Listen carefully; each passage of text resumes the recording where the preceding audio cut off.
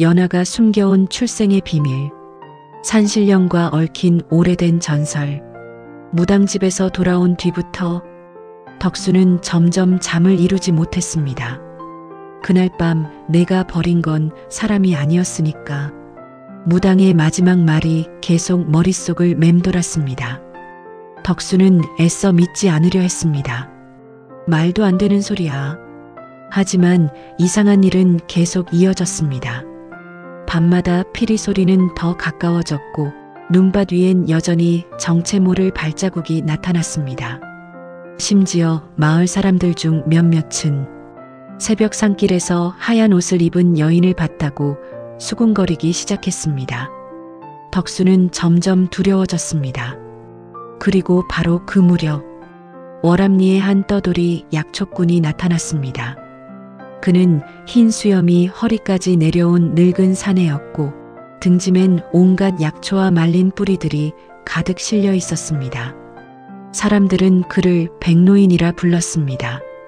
백노인은 마을 장터를 지나가다 우연히 덕수의 집 앞에 멈춰 섰습니다. 그리고 마당에 쌓인 곡식 자루들을 보더니 순간 얼굴이 굳어졌습니다. 설마. 덕수는 깜짝 놀랐습니다. 무슨 일입니까? 백노인은 한참 동안 집안을 둘러보더니 낮은 목소리로 물었습니다. 이 집에 연하라는 여인이 있었나? 덕수의 얼굴이 하얗게 질렸습니다. 어떻게 그 이름을? 백노인은 깊은 한숨을 내쉬었습니다. 그 아이가 결국 이 산까지 왔구나. 덕수는 급히 백노인을 방 안으로 들였습니다. 그리고 떨리는 목소리로 지금까지 있었던 일을 모두 털어놓았습니다. 연하의 병, 산으로 내쫓던 밤, 밤마다 들려오는 피리 소리까지 모든 이야기를 들은 백노인은 한동안 말이 없었습니다. 그리고 잠시 뒤 그는 아주 천천히 입을 열었습니다. 연하는 원래 인간 세상 아이가 아니었다. 덕수는 숨이 멎는 듯 했습니다. 무슨 뜻입니까? 백노인은 창밖 눈 덮인 산을 바라보며 말을 이어갔습니다. 아주 오래전 저 산 깊은 곳엔 산신령을 모시는 작은 신당이 있었지. 월암리 사람들조차 잘 모르는 깊은 산속. 그곳엔 수백 년 동안 산을 지키는 산신령이 머문다는 전설이 전해져 내려왔습니다. 사람들은 가뭄이 들면 산에 제사를 올렸고 병든 아이가 생기면 산신령께 빌었습니다. 그런데 어느 겨울 산 아래 마을에 큰 역병이 돌기 시작했습니다. 사람들은 하루가 멀다 하고 죽어나갔고 살아남은 자들은 산으로 도망치기 시작했습니다. 그때였습니다. 눈보라치던 밤 산신당 앞에 갓난아기 울음소리가 들려온 것은 백노인은 떨리는 목소리로 말을 이었습니다. 눈 속에 버려진 아이 하나가 있었지. 놀랍게도 그 아이는 얼어 죽지 않은 채 살아 있었습니다. 더 이상한 건 아이를 감싸고 있던 하얀 천 위에 붉은 산동백꽃이 가득 놓여 있었다는 점이었습니다. 한겨울엔 절대 피지 않는 꽃이었습니다. 사람들은 두려워했습니다. 산신령이 내려준 아이다. 아니다, 산귀신의 자식일지도 모른다. 결국 아무도 아이를 거두려 하지 않았습니다. 하지만 당시 젊은 약초꾼이었던 백노인은 그 아이를 불쌍히 여겨 몰래 데려다 키우기 시작했습니다. 그 아이가 바로 연하였습니다. 덕수는 믿을 수 없다는 얼굴로 중얼거렸습니다. 말도 안 됩니다. 백노인은 조용히 고개를 저었습니다. 아니다. 그 아이에겐 이상한 힘이 있었지. 연하가 웃으면 병든 사람이 낫기도 했고 연하가 산에 다녀오면 마른 우물에 물이 차오르기도 했습니다. 하지만 동시에 이상한 일도 벌어졌습니다. 연하가 슬퍼할 때마다 산짐승들이 마을 가까이 내려왔고 눈보라가 갑자기 몰아치곤 했습니다.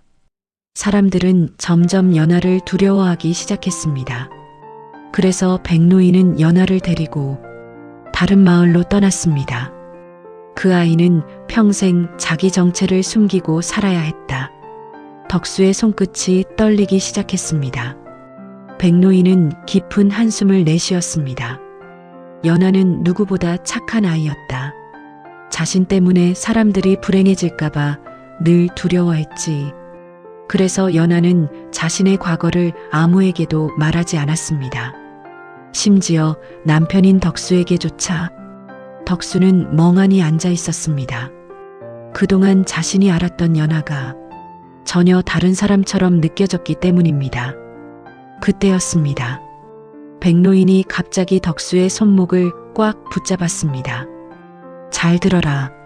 백노인의 눈빛이 섬뜩하게 변했습니다. 산신령은 은혜를 갚기도 하지만 가장 소중한 것을 빼앗긴 자의 원한은 절대 잊지 않는다. 덕수의 등골이 서늘해졌습니다. 그리고 바로 그 순간 피익, 멀리 산속에서 또다시 그 피리 소리가 들려오기 시작했습니다. 하지만 이번엔 달랐습니다. 마치 누군가 덕수를 부르는 것처럼 점점 가까워지고 있었습니다. 피익, 피익. 백노인의 얼굴이 순식간에 창백해졌습니다. 그는 떨리는 목소리로 속삭였습니다. 늦었다. 무슨 말입니까? 백노인은 공포에 질린 눈으로 산 쪽을 바라봤습니다. 산이 연아를 다시 데려가려 하고 있다. PART 3. 뒤늦은 후회와 마지막 진실. 챕터 7. 연아를 찾아 산으로 간 덕수. 눈보라 속 깊은 산길. 버려진 움막 안의 흔적. 피 묻은 비녀 하나. 그날 밤 월암리 위로 달이 떠오르자 산 전체가 새하얀 빛으로 물들었습니다. 하지만 이상하게도 마을 사람들은 아무도 밖으로 나오지 않았습니다.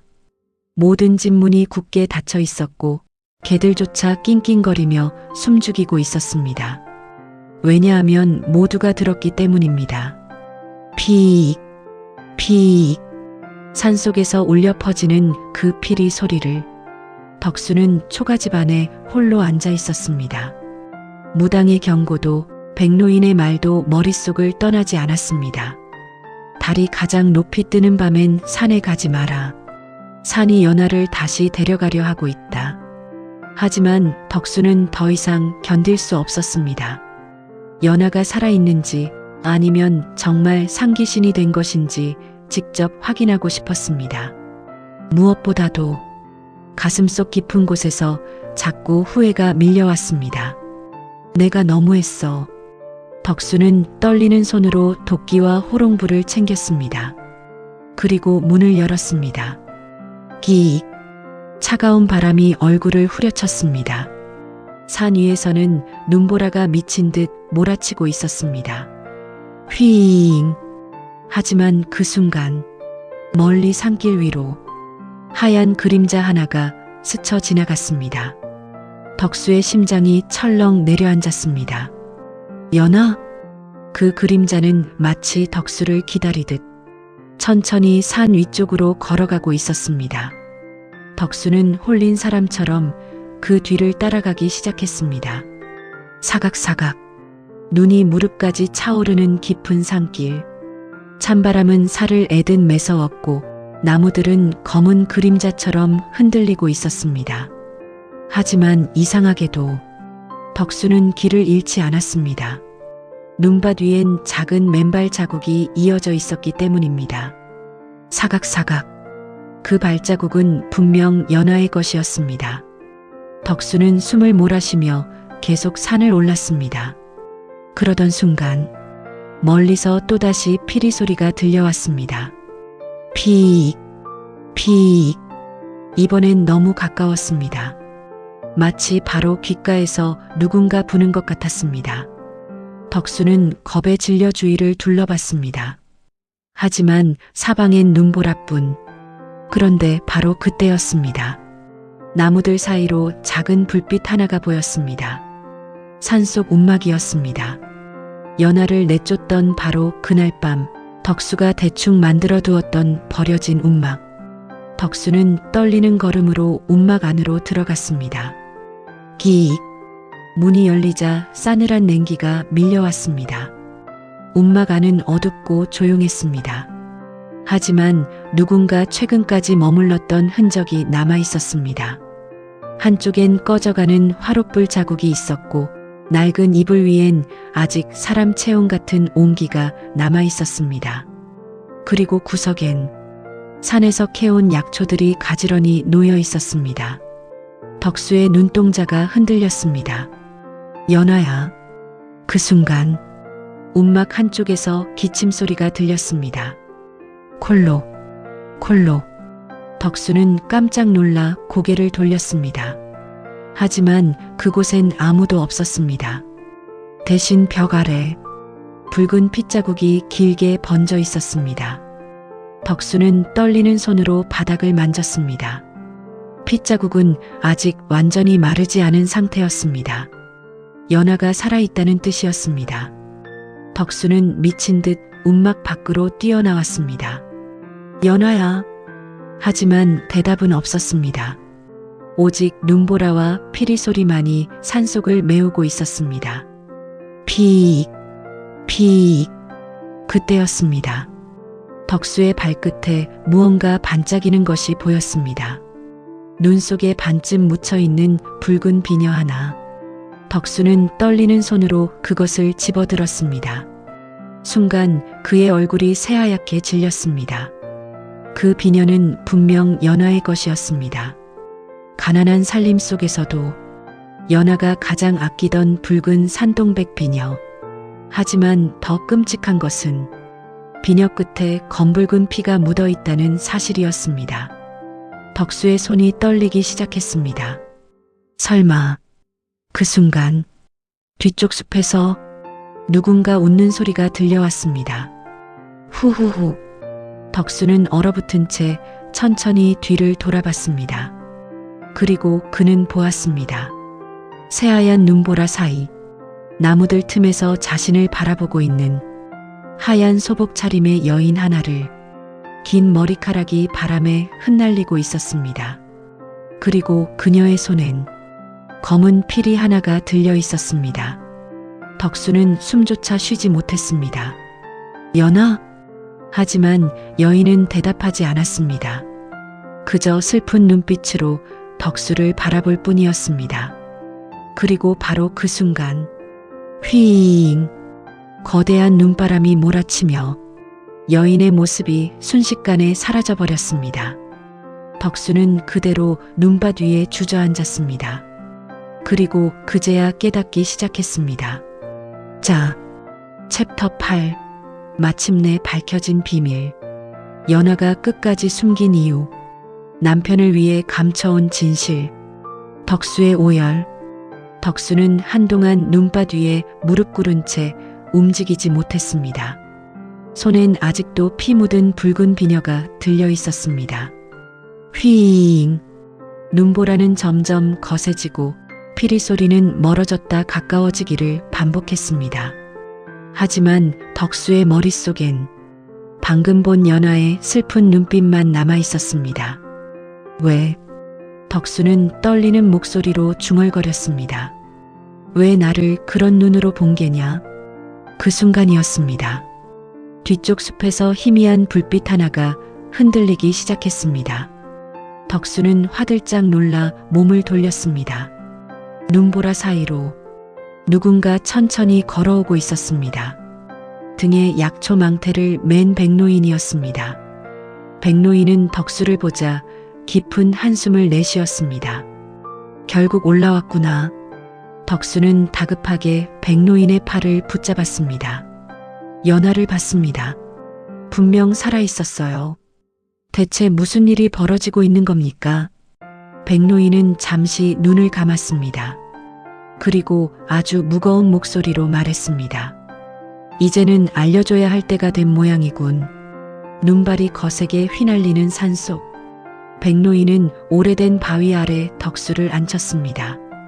그리고 마침내 연아가 평생 숨겨왔던 비밀을 이야기하기 시작했습니다. 연아는 태어날 때부터 저주받은 아이였다. 덕수의 눈동자가 흔들렸습니다. 백노인은 낮게 말을 이었습니다.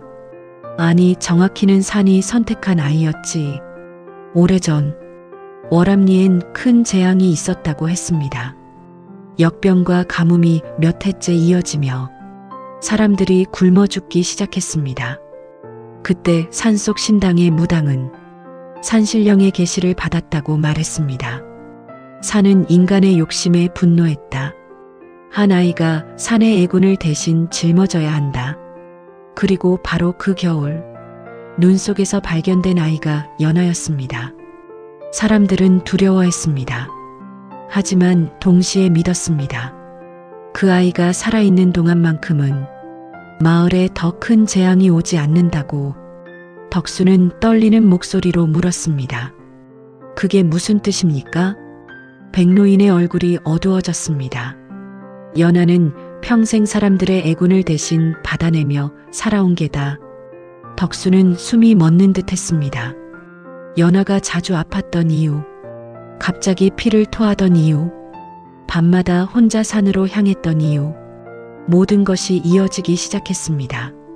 백노인은 조용히 말을 이어갔습니다. 그 아이는 사람들의 병과 불행을 대신 짊어질수록 몸이 망가졌지. 하지만 끝까지 아무 말도 하지 않았다. 덕수의 손이 떨리기 시작했습니다. 왜 그런 걸 숨긴 거요? 백노인은 슬픈 눈으로 덕수를 바라봤습니다. 너 때문이었다. 순간 덕수의 숨이 턱 막혔습니다. 연하는 널 정말 아꼈다. 내가 진실을 알게 되면 두려워하며 떠날까봐 끝까지 혼자 견디려 했지. 덕수의 눈앞이 흐려졌습니다. 그 순간 수많은 기억들이 떠올랐습니다. 추운 새벽마다 몰래 산에 다녀오던 연하, 아픈 몸으로도 자신을 먼저 챙기던 모습, 굶주리면서도 덕수 밥그릇엔 늘 죽을 더 담아주던 손, 그리고 눈보라 속에서도 원망 한마디 하지 않던 마지막 눈빛. 덕수의 입술이 떨리기 시작했습니다. 내가 그 사람을. 말끝이 이어지지 않았습니다. 백노인은 무겁게 고개를 끄덕였습니다.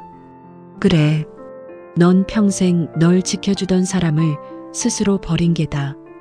그 순간 멀리 산 위에서 거대한 바람소리가 울려 퍼졌습니다. 쿠구구구. 동시에 피리 소리도 더욱 슬프게 들려오기 시작했습니다. 피익, 피익. 백노인의 얼굴이 창백해졌습니다. 늦기 전에 찾아야 한다. 덕수는 눈물을 흘리며 물었습니다. 어디에 있습니까? 연하는 어디 있는 겁니까? 백노인은 떨리는 손으로 산 정상 쪽을 가리켰습니다. 산신당. 그 말을 들은 순간 덕수는 미친 듯 눈밭을 달리기 시작했습니다. 사각사각.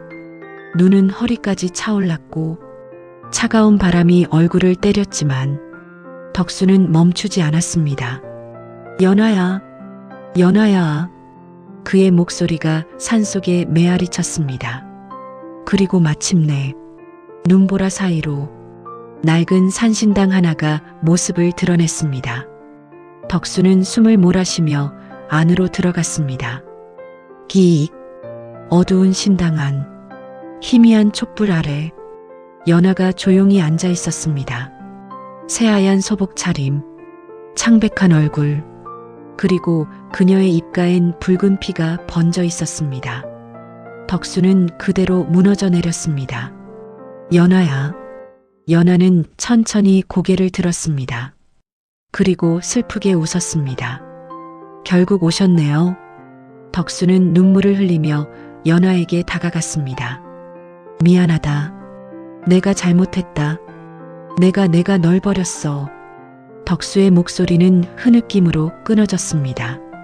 하지만 연하는 원망하지 않았습니다. 오히려 떨리는 손으로 덕수의 얼굴을 조심스럽게 쓰다듬었습니다. 괜찮아요. 그 한마디에 덕수는 끝내 참았던 울음을 터뜨리고 말았습니다. 아, 산 전체가 흔들릴 만큼 처절한 오열이었습니다. 덕수는 연화의 손을 붙잡은 채 눈물과 후회 속에서 무너져 내렸습니다. 하지만 그때 휘잉 산신당 밖에서 거대한 눈보라가 몰아치기 시작했습니다. 그리고 어디선가 낮고 기괴한 울음소리가 들려오기 시작했습니다. 마치 산이 무언가를 깨우는 듯한 소리였습니다. 챕터 9 산골 마을에 남겨진 전설. 봄날 사라진 피리 소리. 마을 사람들이 전하는 이야기. 늦게 깨달은 사랑의 대가. 산신당 안은 차가운 침묵으로 가득했습니다. 덕수는 연화의 손을 붙잡은 채 끝없이 눈물을 흘리고 있었습니다. 연화의 손은 이미 얼음처럼 차가웠습니다. 하지만 그녀는 끝까지 미소를 잃지 않았습니다. 울지 마세요. 연화의 목소리는 바람처럼 희미했습니다. 덕수는 고개를 세차게 흔들었습니다. 아니다. 내가 잘못했다. 제발 제발 나를 용서해다오. 연화는 힘겹게 숨을 몰아쉬며 천천히 덕수의 얼굴을 바라봤습니다. 그리고 아주 조용한 목소리로 말했습니다. 당신이 살아있는 것만으로도 충분해요. 덕수의 가슴이 무너져 내렸습니다. 연화는 마지막 순간까지도 남편을 원망하지 않았던 것입니다. 그 순간 쿠구구구 산 전체가 흔들리기 시작했습니다. 산신당 밖에서 거센 눈보라가 소용돌이쳤고 기괴한 바람소리가 울려 퍼졌습니다. 휘잉 마치 산이 분노하는 것 같은 소리였습니다. 백노인이 다급히 외쳤습니다. 산이 연화를 데려가려 한다. 빨리 내려가야 해. 하지만 덕수는 움직일 수 없었습니다. 그는 연화를 끌어안은 채 울부짖었습니다. 싫다. 이번엔 절대 혼자 두지 않겠다. 연화는 희미하게 웃었습니다. 그리고 마지막 힘을 다해 덕수의 손에 무언가를 쥐어주었습니다. 붉은 산동백 비녀였습니다. 이제 봄이 오겠네요. 그 말을 끝으로 연화의 손끝이 천천히 힘을 잃었습니다. 연화야. 덕수는 떨리는 목소리로 그녀를 불렀습니다. 하지만 대답은 돌아오지 않았습니다. 피익. 바로 그 순간 산 전체를 울리던 피리 소리가 처음으로 아주 길고 슬프게 울려 퍼졌습니다. 그리고 믿을 수 없는 일이 벌어졌습니다. 거세게 몰아치던 눈보라가 순간 거짓말처럼 멈춰버린 것입니다. 휘날리던 눈발은 천천히 잦아들었고 먹구름 사이로 희미한 달빛이 비추기 시작했습니다. 백노인은 떨리는 목소리로 중얼거렸습니다. 산이 떠나보냈구나. 덕수는 아무 말도 하지 못한 채 연화를 끌어안고 오열했습니다. 그 울음소리는 새벽이 밝아올 때까지 산속에 길게 울려 퍼졌습니다. 그날 이후 신기하게도 월암리엔 더 이상 이상한 일이 벌어지지 않았습니다. 밤마다 들려오던 피리 소리도 어느 순간부터 완전히 사라졌습니다. 그리고 긴 겨울이 끝난 뒤 마을엔 유난히 빠른 봄이 찾아왔습니다. 메말랐던 우물엔 물이 넘치기 시작했고 죽어가던 밭엔 다시 푸른 싹이 올라왔습니다. 사람들은 수군거리기 시작했습니다. 연화가 산의 애군을 모두 가져간 게야. 그 여인이 마지막까지 마을을 지켜준 거라고. 우리가 너무 큰 죄를 지었어. 마을 사람들은 뒤늦게 후회했습니다. 하지만 이미 연화는 돌아오지 않았습니다. 덕수는 그날 이후 완전히 다른 사람이 되었습니다. 그는 더 이상 술을 마시지 않았고 마을 사람들과도 거의 말을 하지 않았습니다. 대신 매일 새벽이면 산신당이 있던 산길로 올라갔습니다. 그리고 연화가 마지막으로 남긴 붉은 비녀를 가슴에 품은 채 오래도록 그 자리에 앉아 있곤 했습니다. 봄이 지나고 여름이 와도 가을 낙엽이 떨어져도 덕수는 늘 같은 말을 반복했습니다. 미안하다. 사람들은 그런 덕수를 보며 안타까워했습니다. 하지만 덕수는 누구보다 잘 알고 있었습니다. 세상에서 가장 소중한 사람은 곁에 있을 때는 쉽게 보이지 않는다는 것을, 그리고 사랑은 잃고 나서야 얼마나 컸는지 깨닫게 된다는 것을. 세월이 흐른 뒤 월암리엔 한 가지 전설이 남게 되었습니다. 눈보라치는 겨울밤, 산길에서 피리 소리가 들리면 절대 뒤를 돌아보지 말라는 이야기. 왜냐하면 그날 밤 뒤를 돌아본 사람은 하얀 소복을 입고 슬프게 웃는 한 여인을 보게 된다고 했습니다. 그리고 그 여인은 언제나 붉은 산동백 비녀를 들고 있었다고 합니다. 하지만 이상하게도 그 여인을 본 사람들은 하나같이 이렇게 말했다고 합니다. 무섭지 않았어. 오히려 아주 슬퍼 보였어. 어쩌면 지금도 월암리 깊은 산속 어딘가에서는 누군가를 기다리는 피리 소리가 조용히 울리고 있을지도 모릅니다. 피익, 피익. 그리고 사람들은 지금도 겨울밤이 되면 아이들에게 이렇게 이야기해 준다고 합니다. 가장 소중한 사람은 절대 늦기 전에 알아봐야 한단다.